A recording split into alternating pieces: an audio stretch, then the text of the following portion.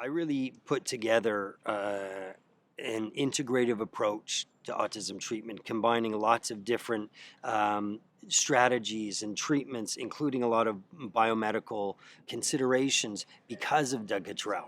I had the opportunity to work with a family from Israel, and their son was around 7 years old when I first met them, and he had fairly severe, what we call severe autism. He was nonverbal, 7, 8 years old, no language. And he had a repetitious behavior where he licked and blew on his fingertips over and over and over and over. I'll show you. It looks like this. And he would do this most of the day, most of his waking hours. He would do that. He would have very little respite from that. And from having that kind of behavior, he also wasn't able to learn. You could imagine he wasn't able to hold a pen and write. Really hadn't done much learning at all.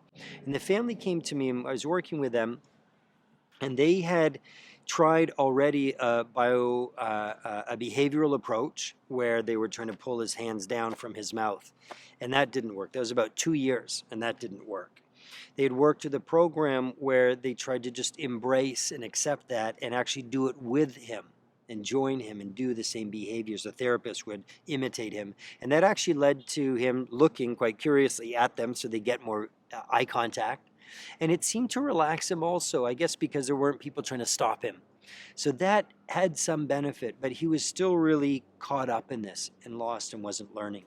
And so Doug came to mind once again in this very difficult and challenging case that seemingly no one in years and years of treatment had been able to help. And I certainly did not have insight on how we might be able to help this little guy.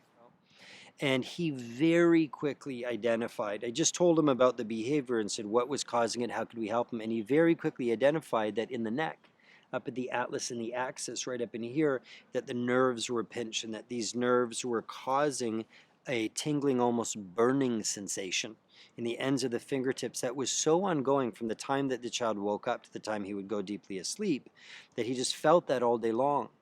And it was all that he could do to blow and look on it, almost as if they were feeling burned. That was the feeling that the child was having, he said. And he gave a very simple remedy. He said that you need some traction in the neck and an adjustment, and that this will help. It was really quite simple. And so I went back to the family, and this is a fairly traditional family from Israel who I'm going to say weren't really that open to clairvoyance and other things, but so they would want all of this confirmed medically. And so they went to, in the States, you have what you call a doctor of osteopathy, which is a medically trained doctor, an MD, but who also has studied osteopathy. It would be like our Canadian chiropractor, but with a medical degree. And so they went to a DO, a doctor of osteopathy, and he took some x-rays on their request, and he confirmed with the x-rays that there was this, not only was there the compression, but there was enough inflammation that would be blocking some nerve passage. So he was willing to do medically supervised traction. And so they did that. And within days, the blowing and licking on the fingertips started to come down in its frequency. Within weeks, it came down more. I'm going to put a number around 50%. So you can imagine the child had been all day, every day, for as long as the family could remember in his life. It has been down about 50%. Within about 4 months, it was down to about 10% of the day only. So in other words, this child now had respite from this compulsion to blow and lick on his fingers for almost the entire day now. And what quickly happened after that, within about a year period of time, is he began to learn language. At the age of 7 years old, began to learn language for the first time. By the way, all of the doctors, his pediatrician had said, it's after 5 years, he's not going to learn language if he hasn't learned language. Like teach him sign language, which they were trying to do, but of course he couldn't because his hand was up here. Now this boy for the first time was learning language. And I can tell you that in his early 20s, he's learned just over 200 words, which is enough for him to kind of communicate his needs and his wants and a few other things like that. It's incredibly changed the course of this child's life.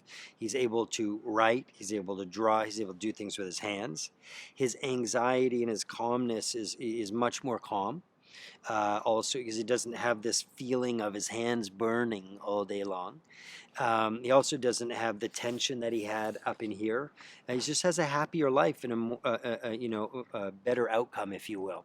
So that was for me again another confirmation of the connection between autism and the biology. This is very obvious again. That was. Just a remarkable kind of insight and clairvoyance from Doug Cottrell. And so to this day, my practice in autism is very centered around the biomedical treatment of autism, in large part from those experiences and that influence. So that's really the gift that Doug has been in my life and in my career, and obviously in all of the families that I work with, and those specific ones I told you, whose lives he's touched and made an incredible difference for those children and those families.